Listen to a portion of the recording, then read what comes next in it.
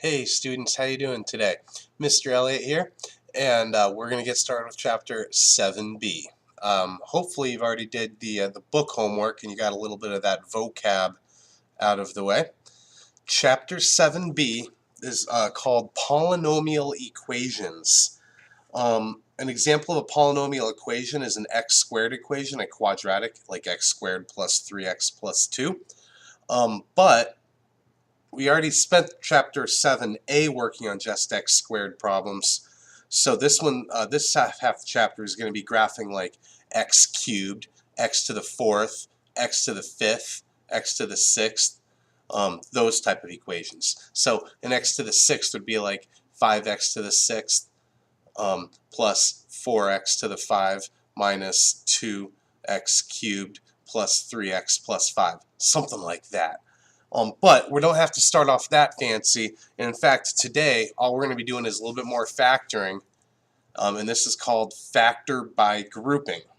Now, when you learned factoring back in December and January, if you used Elliott factoring, you actually already have been using factoring by grouping. We used factoring by grouping while doing Elliott factoring. And let me demonstrate. If you recall, when you're doing Elliott factoring, there's a point in the problem where you had four thingies here like this. And when we did that, if you remember, we put parentheses around the first two terms and parentheses around the last two terms. If this third term is negative, you want to put that negative inside the parentheses and put a little plus in between them so that it's mathematically equivalent. You then look at the two sets of parentheses and you factor out common factors. These two things, let's see, they have a 2 in common and they both have the x squared in common, so I'm going to factor out a 2x squared. And if I did that, I had an x cubed, but I factored an x squared out, so what's left behind is the x. I had the x squared, but I factored both of the x squareds out, and if I divide out the 2 out of that 6, what would be left would be -3. Plus, what do these two things have in common? I notice they're both factorable by 3, and if I factor out a 3, what's left on the inside? Oh, hold on, this is me making a mistake, just so you know.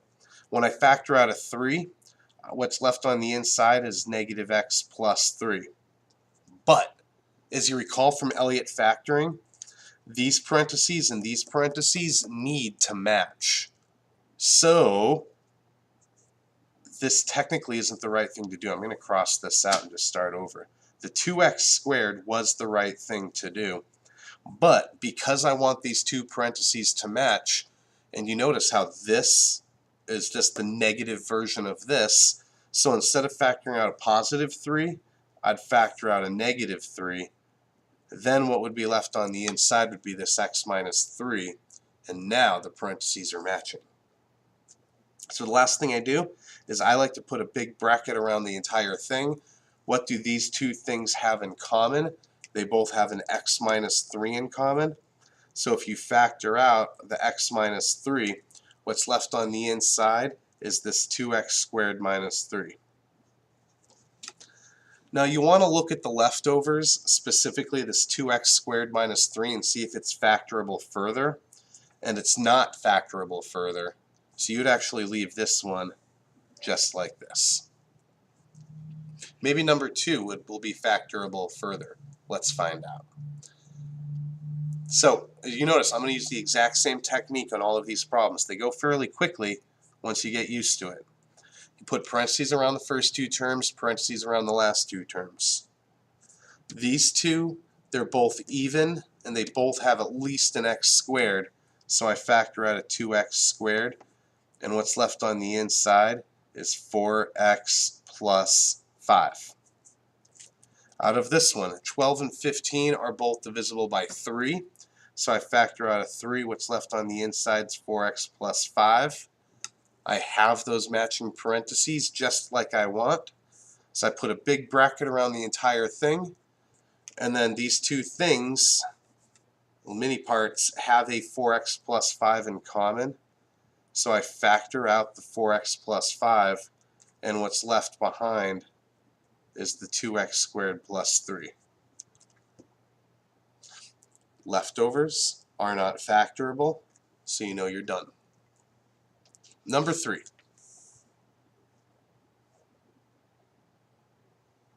Try this one out if you'd like. Parentheses around the first two, parentheses around the last two.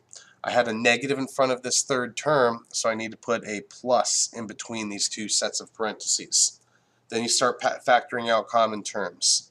These both, they don't have anything numerically in common, but they do have an x squared in common, which would leave an x plus 3 on the inside. And then these two, they're both divisible by negative 25, so I'd factor out a negative 25. Notice how I'm keeping the plus here, and I'm putting the negative 25 in parentheses just to hold it all together. Negative 25x divided by negative 25 is just x. Negative 75 divided by negative 25 is positive 3. I have those matching x plus 3's. So I have x plus 3, and what's left over is the x squared minus 25. Now, this one, x squared minus 25, that one's factorable a little bit further. That's a difference of 2 squares, which means the x plus 3 stays the same, but the x squared minus 25, the square root of x squared is x, the square root of 25 is 5, and because there's a minus here, you know it's a difference of 2 squares, and you'll have a plus and a minus in there. So this one is factored fully now. So sometimes you're going to have to take an extra step. This one. This is actually something we just dealt with right here at the x squared minus 25. The square root of 16x squared is 4x. The square root of 49 is 7. There's a minus between them, so this is a difference of 2 squares. So it's 4x plus 7, 4x minus 7. You can always check by multiplying these two together, foiling it together. You get 16x squared, negative 28x, positive 28x, so those cancel out. And then positive 7 times negative 7 is negative 49. All right, last one.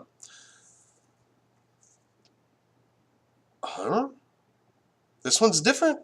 I noticed examples 1, 2, and 3 all had 4 terms, whereas this only has 3 terms. That means that you're not going to use factoring by grouping. But don't forget, the first step of factoring is always factoring out common factors. Do these 3 things have any common factors? Well, they're all divisible. Oops, start over. They're all divisible by 2 because they're all even. And they also all have a single x in common. So I'm going to factor out a 6x. And if I do that, what's left on the inside is 6x squared plus 7x plus 2. Now you're going to need to check further to see if this here is factorable. Yeah, it should be. So I'm more of a guess and check guy. Because of all these pluses, I know it's plus and plus. And because this is a 2, I know it's 1 and 2. And if I'm going to get to 7, let's see. So I have to use either 1 and 6, or 1x and 6x, or 2x and 3x. I'm thinking it's going to be this 2x and 3x. Yeah, here you go. If you put the 3x here and the 2x there, that'll give you 4x plus 3x, which is the 7x. All right, fully factored. So kind of 3 different types of ways that these problems might get factored, I think you've seen this before, but what you may not have seen is this factoring by grouping. You're also going to have a problem like this, where it's going to be a solve problem. This is part 2, solve, and the problem is going to look like this. It's going to say something like 4x cubed minus 12x squared minus 6x plus 18 equals 0. and we're supposed to solve by factoring by grouping. So parentheses around the first two terms, parentheses around the last two terms. What do these two things have in common? They're both divisible by 4, and they both have an x squared in common. That leaves x minus 3 in common. I forgot to put a plus here. Plus, these both have a 6 in common, but if I want this parenthesis to ultimately match this parenthesis, I need this negative to be positive. So I'm going to factor out a negative 6. That'll make this positive x, and the positive 18 divided by negative 6 delivers me this negative 3. All of that equals 0. Now these both have an x minus 3 in common, so I factor out the x minus 3. What's left on the inside is 4x squared minus 6 equals 0. Now, you have these two different things, and you set, just like we did when we were factoring last chapter, use the zero product property, and you set both of these things equal to 0. This one's fast and easy. You get an answer of 3. This one's a little bit more complicated. First you add a 6 to both sides, so you get 4x squared equals 6. Then you divide both sides by 4, which gives you 6 over 4, which reduces to 3 over 2. And then you square root both sides, so you get x equals positive negative square root 3 over 2. And as you recall from rationalizing the denominator, we cannot have a square root of 2 on our denominator. Side work over here. This is equivalent to square root of 3 over square root of 2, which to rationalize that denominator, you multiply it by root 2 over root 2. Root 3 times root 2 is root 6, and root 2 times root 2 is just 2. So this simplifies into positive negative root 6 all over positive 2. Yay! Okay, and those are our 3 answers then that we have for this particular problem. That is all I have for you today, everybody. Factoring by grouping, and then doing some solving by setting things equal to 0. I hope this lesson made sense. Don't forget, Elliot loves you, and I'll talk to you soon. Bye-bye.